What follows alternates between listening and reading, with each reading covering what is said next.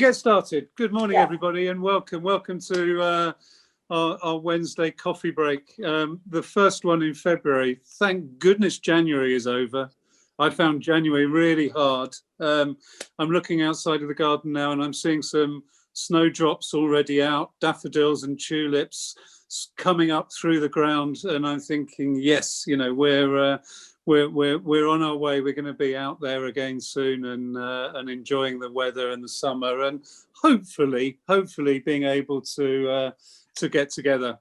That's my wish anyway. You probably notice I'm in a different room. My internet in my office is broken, so I've come down to the lounge, and I'm on my iPad. Hope everything's going to be all right.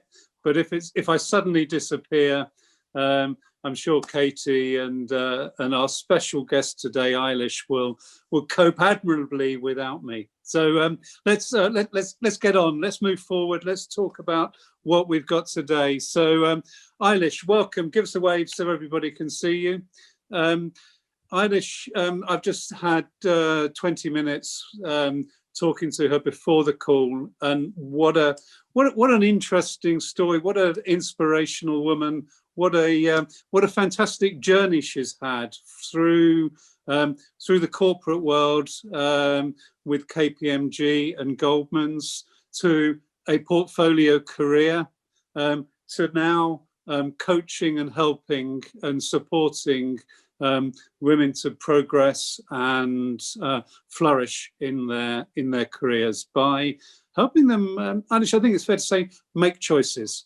So let's start. Let's go back to Eilish. Eilish, so left university, KPMG, and then on to Goldman's in audit. Tell us about that. Yeah, thanks a lot, Mark. And first of all, I should start by saying that, you know, I'm really excited about talking to the members today. It is an area that I feel really passionate about, is that women feel, whatever stage they're at in their career, that they have choices and that they can make decisions based on their own life and what their needs are at different points in time. So yes, left university. It feels like a very long time ago if I think back to that. But I started off my career with KPMG, training as an accountant. And as anyone who's familiar with that space will know, you're offered some fantastic opportunities to do lots of different things. And I jumped at the opportunity to move to Australia for a couple of years, and had a fantastic couple of years there with what was my then boyfriend, who is thankfully still my husband now. And that was certainly over 20 years ago. And when I got back from Australia, I made the decision that I wanted to change organization. And, you know, I've only spent my corporate career in two organizations, KPMG and Goldman. And I didn't make either decision very lightly, but I decided on Goldman, despite some reservations at the beginning as to whether investment banking was for me. But I decided on Goldman because I met some phenomenal people when I was interviewing there. And the organization just wasn't what I thought it was. It was full of, you know, smart people who were quite modest about what they were achieving and what they were capable of. And I saw it as a huge opportunity to learn. Some people would say the SWAT in me saw the opportunity because they offered for me to come in and head up a new team that was looking at derivatives and structured products, which for me just sounded fantastic because I knew nothing about it. And I loved nothing more than taking on something that was completely new to me. So fast forward 12 years, I spent 12 years there. And I was the head of audit for pretty much every area of the bank by the time I had left. I had worked for them throughout Europe, in the US and in Asia, and had, you know, a fantastic time. You know, when I'd sit down with people to interview them, and they'd say, you know, why are you here? And why do you work here? Why do you stay here? And I would genuinely say, because I never stop learning. Every day I learn something new. every day I meet someone who teaches me something new. And as someone who loves to learn, which perhaps my bookcase behind me might attest to, that was a great environment for me to grow in. But then there's a but. A few years before I left, I started my family. I had the first of my 3 children, and I was to go on and have 3 children in just over 4 years when I was at Goldman. And there weren't many women around who'd had 3. 2 was pretty common, but 3, I was out there in a very small community in the firm who went on to have a 3rd. First and second child, I think I did what an awful lot of women will do in a professional role. I looked around me and I thought, how do I handle this? How do I handle this? I can't see an awful lot of mothers around me. And some of them who had husbands who were home-based or working less hours, and they were the breadwinners. And the men had wives that were managing things at home. So I was in a dual couple, working couple family, and I wondered how do I manage this? My first response was to continue as I had always done, to continue to work in the same way that I'd always done, to continue to put in the same hours, put in the same effort, and basically change nothing. And I did that pretty much throughout child 1 and 2. Even to the extent of I didn't have a photo of my kids on my desk because I didn't really want to be reminded of the choice that I was making, which was I was going to continue as normal. Eilish, can I interrupt you just there? Goldman's are a client of ours, and when we sit and talk to them about their value proposition for all their staff, but in particular, obviously, looking at their value proposition, their employer value proposition for women, they often talk to us about the fact that they've got a creche, that they're able to help in expressing milk, and a whole range of other things, very much aimed at that new mother. Were those in place when you had your 3? If they were they good? If they weren't, would have you liked them to have been? Yes, they were, Mark, and they're phenomenal. It's the most amazing nursery with the most amazing staff. But the reality is that involved getting your children up at 6 in the morning and dragging them into central London to get them in there. Which I did do, and I did use it. They provide you with emergency childcare, so if your nanny can't come in or something happens with the nursery. So I did do it, but it was quite impractical to use very often. When I had my 3rd, I think I reached a point of realizing, okay, something's got to change. I can't continue as normal. Something has to give. And I was working for an amazing lady at the time, and she said, this shouldn't be about your career. This is about childcare, she said. So what you need to do is you need to come up with a format that works for you. So over a couple of years, I tried every format in the book. 4 days a week, 3 days a week, working from home, remote working. I, did the whole spectrum of formats. And what I realized? It didn't really matter what the format was. I continued to put in the same effort. I continued to try and achieve the same hours, the same impact, and the same results. So it wasn't about the format of the role. It really was about mindset and how was I thinking about how my career was changing, how my needs were changing, how I was changing. And I wasn't. The reality was I wasn't thinking about it. And that took me to a rather unfortunate event, the January before I left Goldman, where I woke up in the middle of the night and I couldn't feel my arms and legs. And I woke my husband up and I said, I can't move my arms and legs. And he got me off to an A&E department at our local hospital. and they connected me up to loads of machines, and the doctor comes in and he's looking at my information that I've completed, and he said, are you stressed by any chance? And I looked at him and I said, no, I don't get stressed. And he said, are you sure? And I went, no, really. And then he sort of had that, fortunate position which glasses wearers have, where he looked over the top and said, do you want to think about that again? And he said, because I'm looking at your information here and I'm thinking you're stressed. I obviously now realized I was, and what I was experiencing was burnout. I had completely disconnected from all the signs of stress. I had been operating in a mode that was almost machine-like in order to achieve everything that I needed to do, and I wasn't paying any sign to any of the signals. And then I did something which I would recommend no one does. I left without a plan. I went in, I saw my boss, he got it, he knew exactly where I was at, but I'd hit the wall and I left without a plan. I said, I've just got to leave. I've just Eilish, I guess I'm going to just interrupt again there. You're obviously clearly suffering greatly there with stress and coping with everything. And you said you went in and talked to your boss. Did anyone around you spot that? And if not, how did you keep it quiet and to yourself?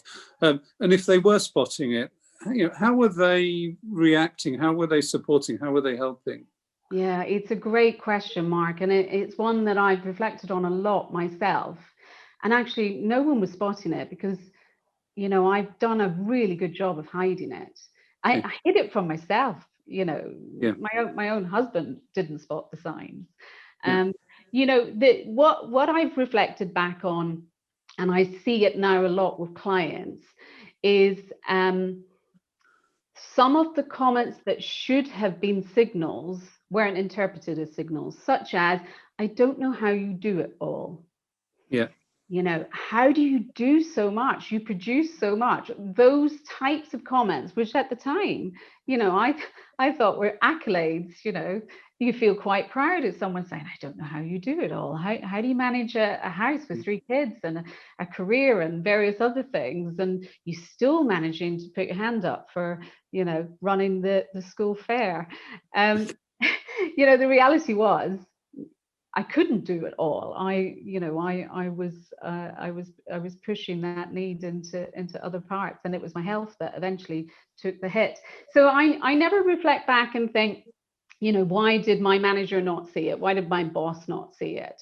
But what I do now feel really passionate about is that organizations should be aware that creating a culture where it's all about the longest amount of hours and who puts in the most, who's still on at 11 o'clock at night, will result in some employees burning out. And that's just a given. The reality is it will eventually result in some employees who are not so good, which I confess I wasn't back then, at drawing boundaries, and they'll eventually burn out. So I think there is a duty of care there by employees to be able to spot the signals, even if the individuals don't themselves. So that first year after I left, I call that my sweet shop year, because you take somebody out of a highly intense corporate environment that they've been in for 20 years, and you remove that whole corporate identity from them. And identity was huge.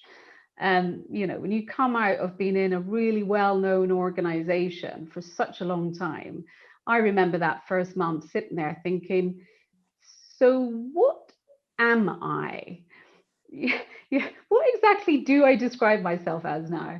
And playing around with all sorts of variations of what I thought I now was.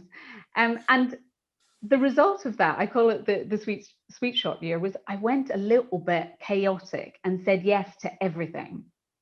I think I bought... Eilish, can you remember that first probably, Monday morning maybe, where you woke up and you thought, what am I going to do today? Did that happen? Yes, totally. And in fact, I've got a great story on that. In the first week, we still had a nanny on, and the nanny was taking the kids to nursery and school, and I sat down at my desk, and my husband was leaving for work, and he was like, "So what are you going to do today?" And I said, "Oh well, I've got stuff to do." And he got back at 6 p.m, and I was still sitting there. And he looked at me, rather confused, because he was like, "What are you doing?" And I said, "Well, I've been doing stuff." Okay. I literally filled the whole day I have no idea what I was doing. I was just desperately searching for what is the next thing. What am I now going to do? So yeah, there's a lot of anxiety, I think, at that point, because you're really searching for creating that new identity and putting your new anchors in, and feeling that sense of value again that your role does give you at the end of the day. And so when you haven't got the structure around what do I do when I wake up today and I sit down at my desk, it can create a bit of panic. And that panic doesn't give you the best mode of making decisions and making choices. I had the whole desire and question of career change really tested during that year. So, my LinkedIn profile still looked exactly the same as it did when I was at Goldman. So I continued to get phone calls from headhunters with roles that were identical to what I was doing at Goldman. And so there was a continual testing of the waters. Am I ready, or am I about to flip back again to the familiar? Because, they're just offering me the same thing with more pay. Should I just go and take the easy option, or am I going to sit in this place of discomfort? And it was uncomfortable that first year. And so I decided to work with a coach. So if you think about it, at this point, I'm 21 years into my career, and it was the first time I worked with a coach. I still find that quite remarkable myself when I say it, because I'm like, why didn't I think of doing it earlier? And the first thing that she did, and probably the most powerful thing that came out of it, was we spotted how blindsided I had become in terms of how I thought about what I was doing. And I still remember the first conversation when I sat down with her, and she stopped me about 20 minutes in, and she said, "Do you realize that you have said I should 5 times, I can't 3 times?" So I was coming out with this story of all these things I should and I can't and I should, and this is expected, and that's not possible. So my whole world had been like shoved into this space, which was expectations, what I thought was expected of me, what I believed everyone else expected of me, what I thought I couldn't do. Alicia, is that I've heard it described as the sort of the superwoman syndrome, where your expectations are that you need to be absolutely fantastic at absolutely everything. Is that what you're describing? Yeah, it's and I don't like even using the term superwoman, because I think it puts so many people, certainly of my generation, in their career down the wrong track, of thinking that there was such a thing as perfect, and that there was such a thing as success, and success was perfect. Yeah. And I was listening to a podcast recently by Alain de Botton from the School of Life. I highly recommend it.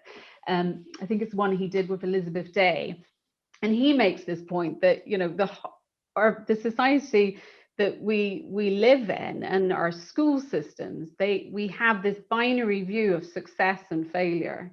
And if you're not successful, and success we equate with perfection in many cases, then you must be a failure. So and yet, despite that, we're incredibly drawn to stories of people who have failed and come back out the other side.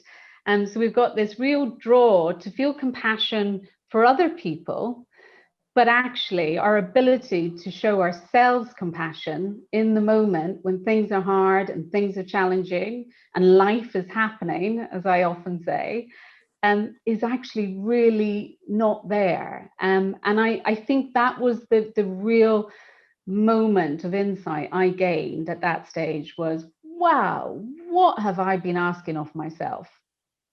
And who ever told me to do that? And so what I managed to achieve through that period of working with an incredible coach, she was amazing, was to start to see things more structured, to really start to see what I needed for this stage of my life, what I needed just as an individual, you know, what really inspired me, what really lit me up, what were my strengths, and how was I going to work to them rather than work to a calendar and a timetable, which was how I had previously been thinking about my career.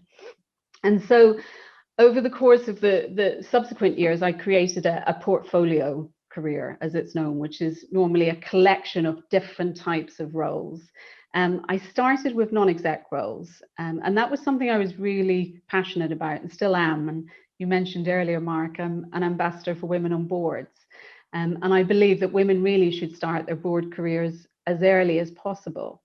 I'd been really fortunate when I was at Goldman that as the head of audit for the European banks, I sat on boards for a number of years. And so I felt fairly comfortable with the dynamics that you see in a boardroom.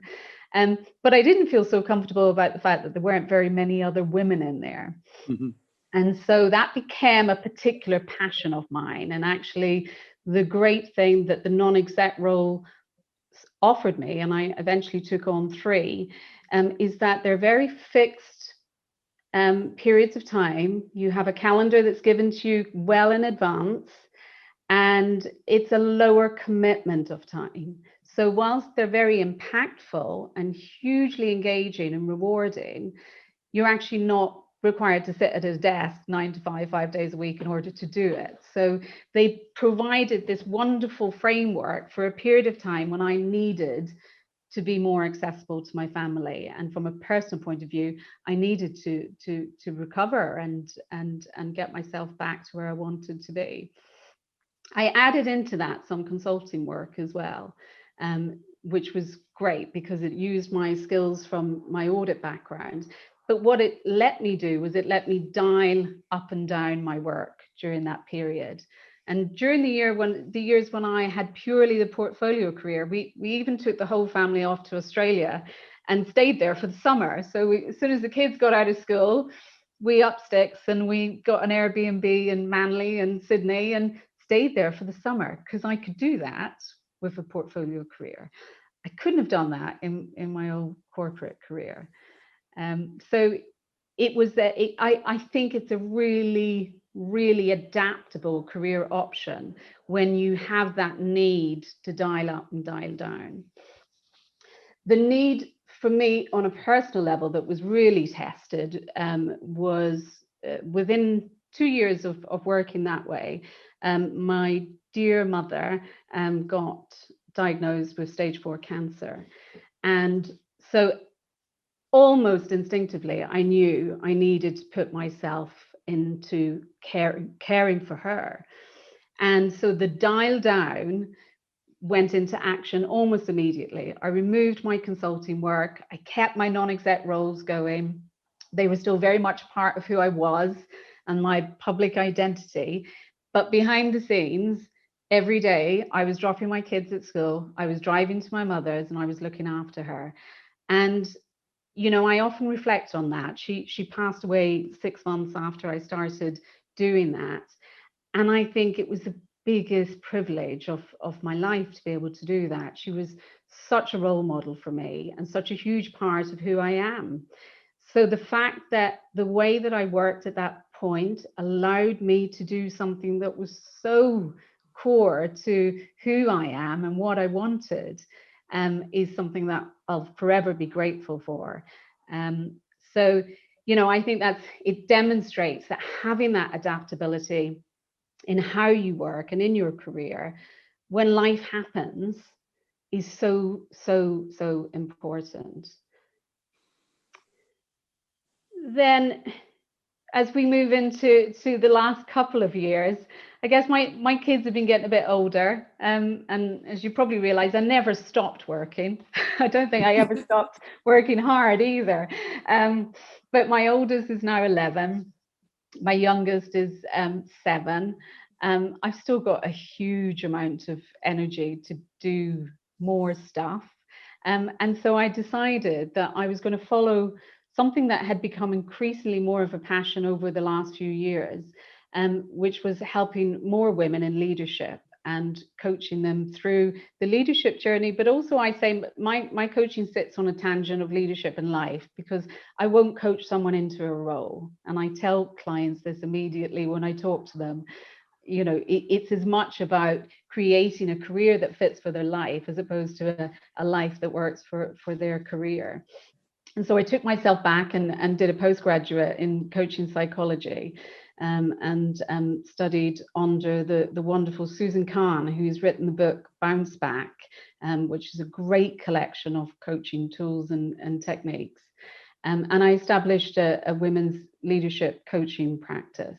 I still continue to keep my non-exec roles there, and they provide for me that framework and that adaptability framework that I think is really important. But my coaching business has continued to grow and grow over the last few years. And, you know, I'm really excited about the work that I'm getting to do there. It brings together, someone asked me recently, they said, what auditing to coaching, where does that come from? And I said, well, actually, it's not that dissimilar. You know, in auditing, you spend a lot of time asking, searching questions to really understand the root cause of something in order to be able to help the business or the function build things back up better.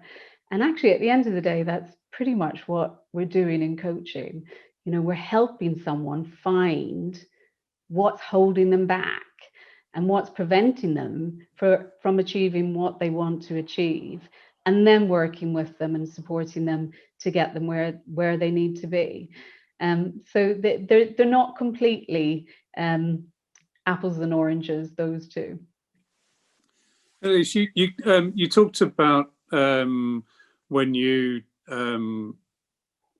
took on your own coach for the first time, and said, you know, after, you know, this 20-odd year career in the city, and suddenly you find yourself in need of a coach. What was the journey you went through there in terms of mindset steps? And, you know, is that the same for the people who you're now coaching? Yeah, it's you know, I think in my case, it was more of a bit of an exploration as to, I'm not working these answers out for myself. I used to tell the story, and that first year when I tried to work things out on my own, for some reason I kept buying, you know, these hardback books. I have a pink one here, but I kept buying red ones.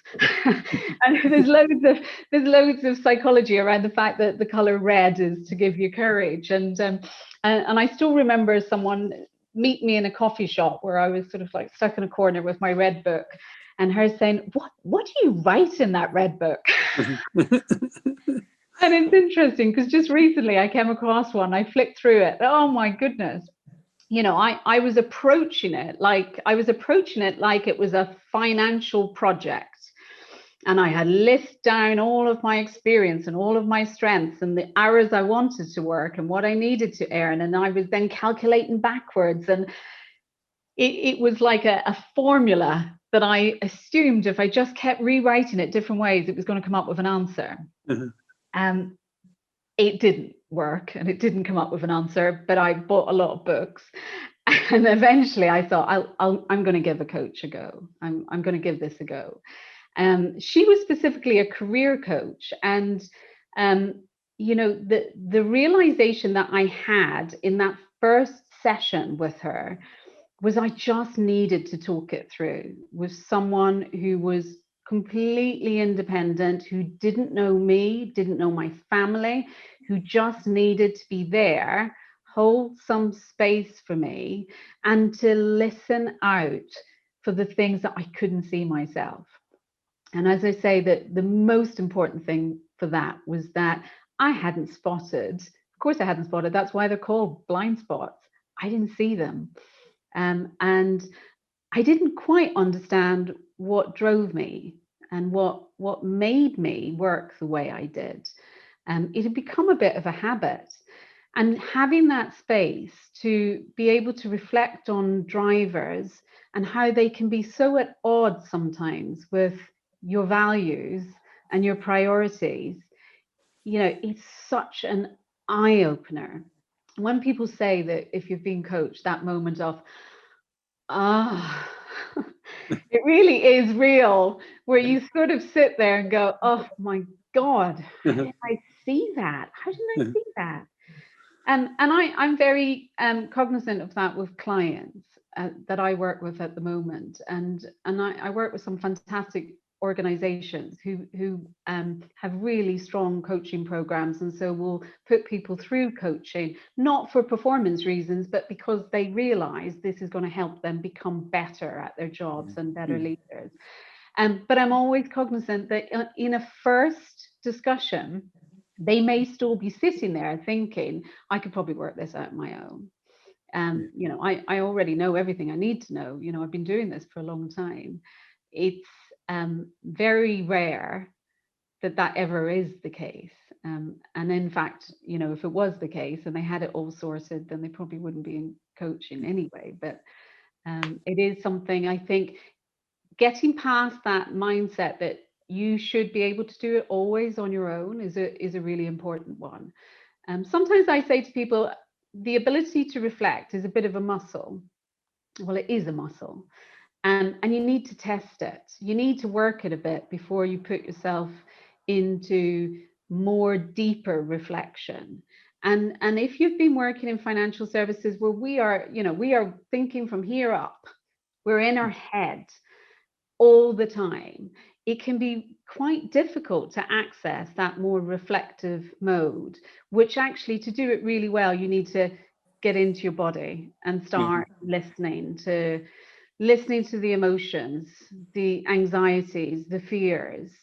You're not going to get all of that in your head. Yeah, just a couple of other quick questions before we open up. The city, investment banking, asset management, the city are desperate to, well, they say they're desperate to keep fantastic women in the city working in their careers. What could have Goldman's done to keep you in the industry? That's question one. Question two, your children are now, young people. They're no longer babies. They'll soon be off to, before you know it, I can assure you, they'll be off to university or leaving the nest.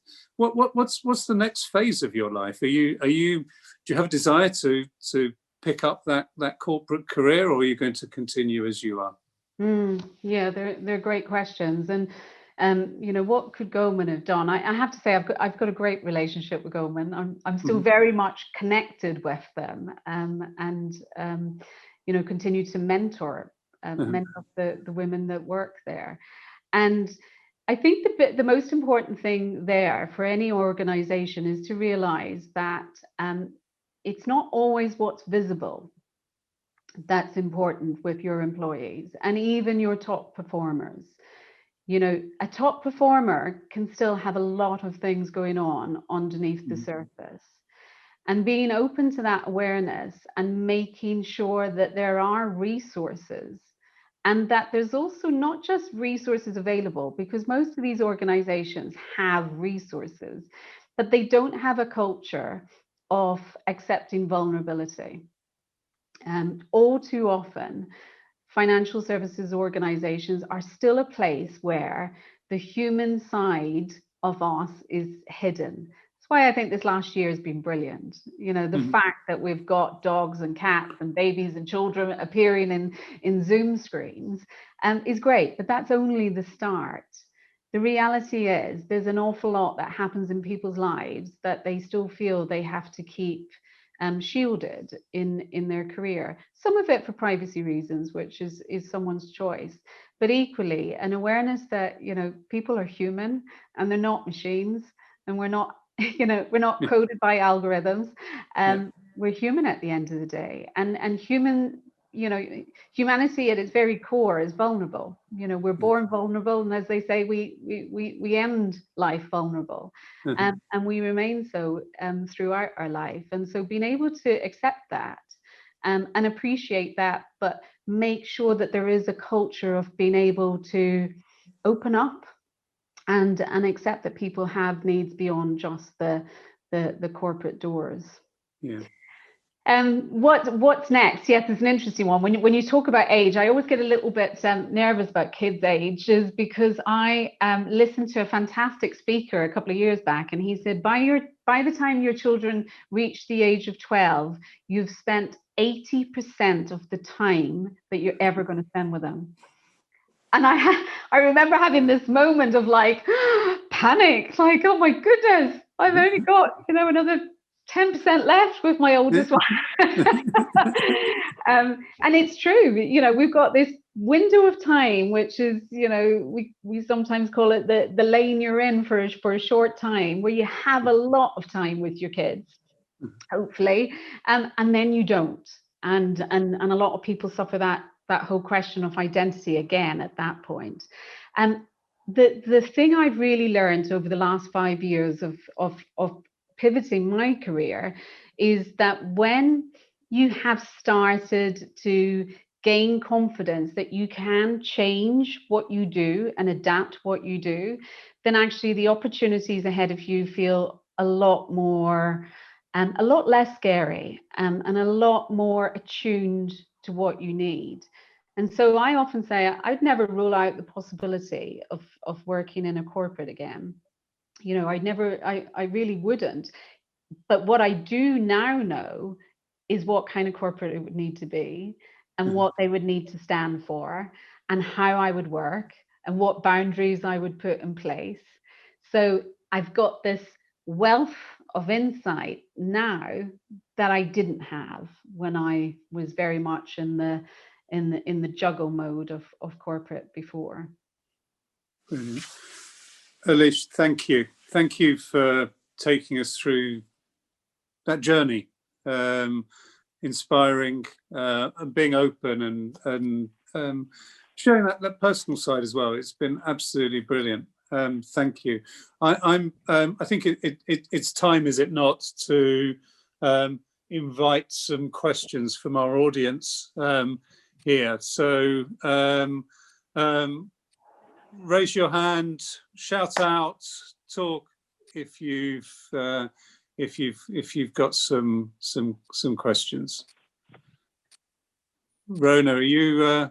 Christelle, sorry. Yeah, Christelle. Thanks very much for that, Eilish. I really can relate to so many points in that. Also, running a portfolio career myself, and I did exactly the same. I literally just handed in my notice, didn't have a plan, and just kind of stuck two fingers up. But yeah, I wouldn't recommend that either to anyone. I mean, it felt good at the time, but there were certain moments I was like, what have I done? So, but yeah, I did actually want to ask how, because the journey is like this, right? So how do you personally deal with setbacks, and how do you coach your clients with that? Because it is a day-to-day actually that can be more of a challenge as opposed to your overall plan. Yeah, absolutely. And I love your background as well, Christelle. Actually, I'm admiring that. I'm going to be a painter decorator, I tell you. Yeah. It's a really important point, you know, and one I think that centers around the whole topic of resilience, because the reality is day to day it's tested on us. And I think for my own personal journey, one of the most important things was understanding the need to look after ourselves first. And when you're a mother in particular, you know, that is not apparent a lot of the time. You know, you're lucky if you manage to actually get yourself some food by about 4 p.m. So, you know, there is some real insight and understanding that, you know, the whole analogy of, you know, put your own mask on first really is an important one. For me personally, I've had to do it in real micro changes. You know, I can't meditate for an hour. You know, the house would fall down if I did. But what I can do is I can take 5 minutes in the morning and just have some quiet time. I tend to grab it when my kids go downstairs in the morning and there's no one upstairs. It's heaven. I was telling Mark before you guys came on the phone, this has been my best investment of the lockdown. They're noise cancelling headphones. And they give me space. And I've come to now realize that at a personal level, and it's different for everyone, I need space. I need mental space. I need physical space. I need to go out, have a walk, get fresh air.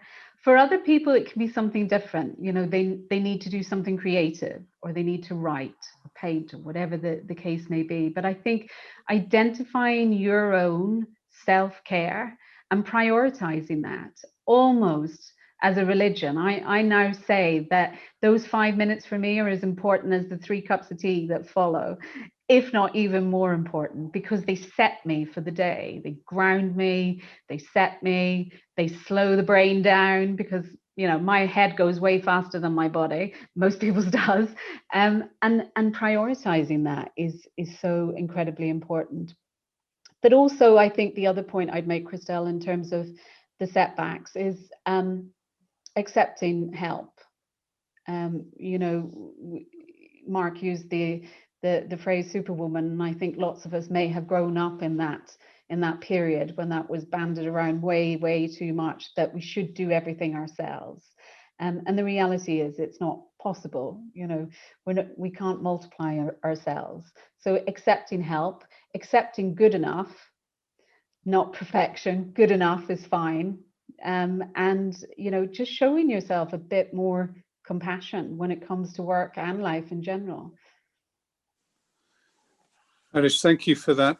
Thank you for the question, Christelle. Amelie, you have your hand raised.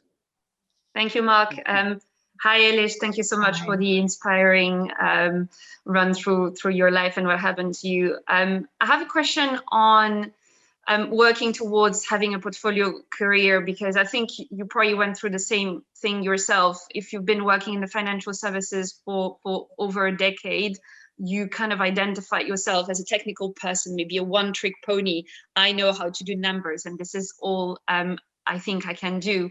And it becomes quite challenging to then position yourself outside the financial services, and as you've mentioned, non-executive board positioning. And I'm pursuing such position myself at the moment. And just putting an entrepreneurial spin just on my CV is extremely challenging, because I've never started a business, I've never run a business. So how do you work around that?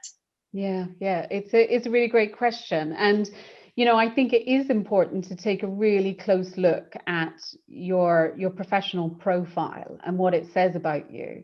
And if that's not what you're looking for going forward, it's really important to revisit that.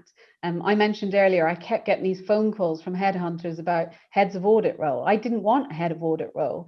And then I looked at my LinkedIn profile and it said I was a head of audit. So I was like, you know, the message I was giving the world was that's what I was still looking to do. So I had to go back in and take a real hard look of what do I want to be seen as.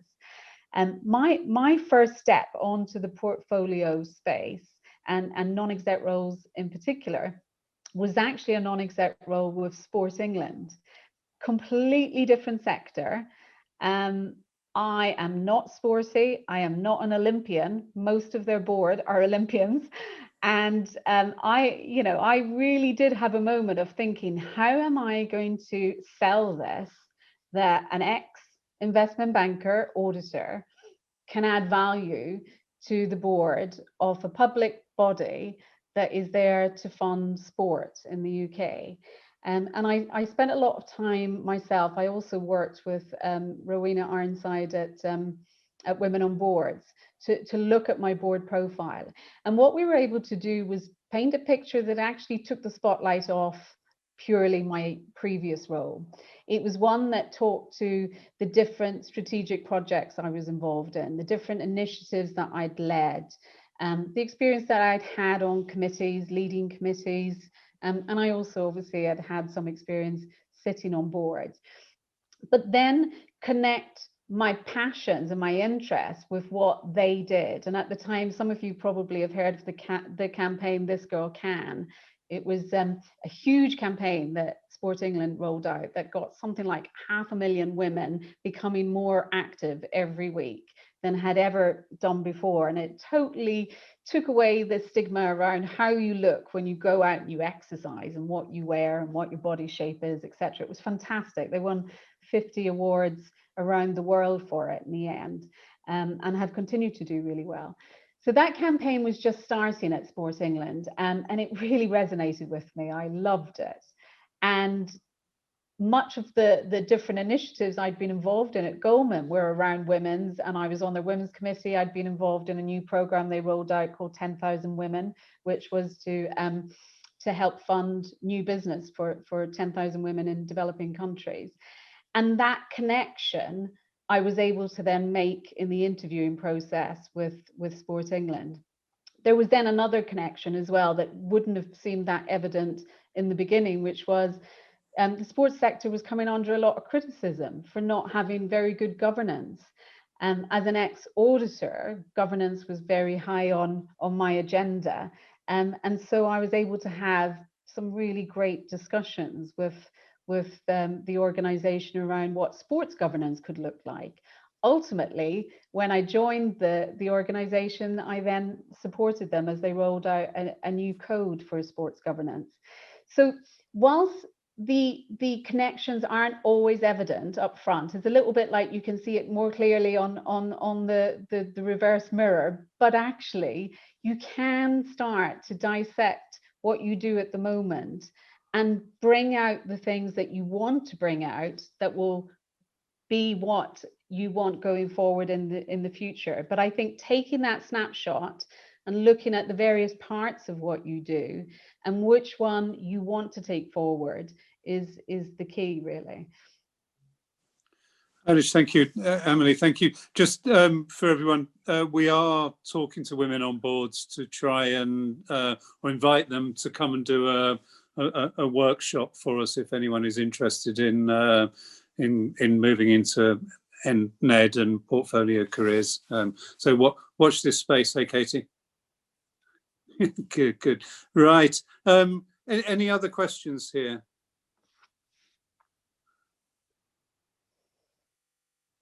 Rona, were you going?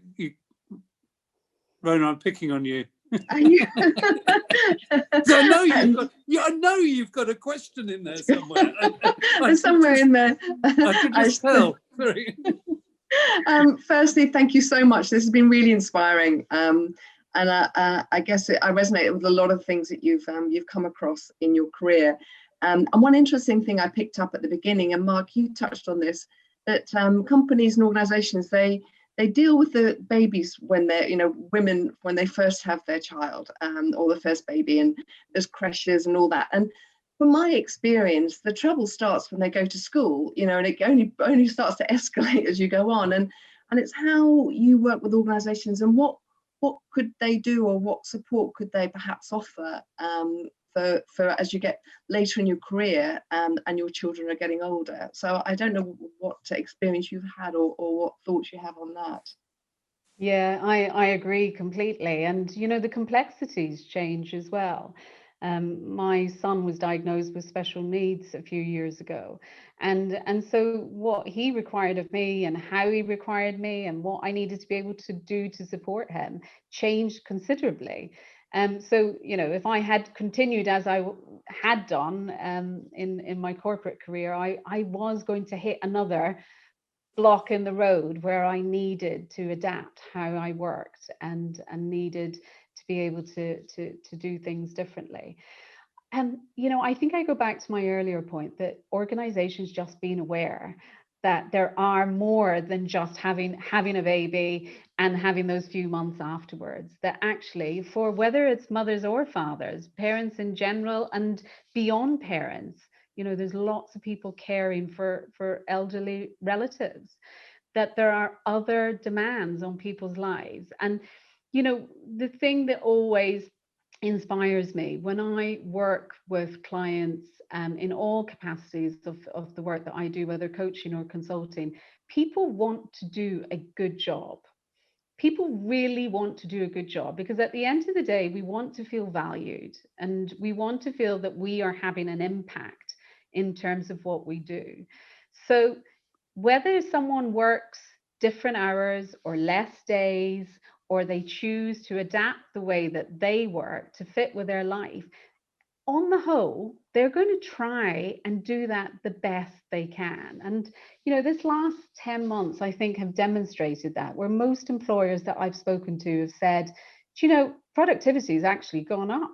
People are more productive because they're trying even harder to have that impact and to do their work well.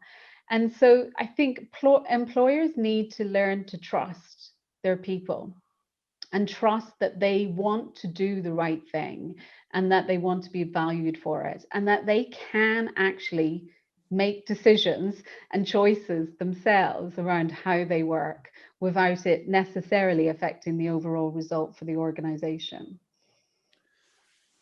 Eilish, I think it's a point really well made there.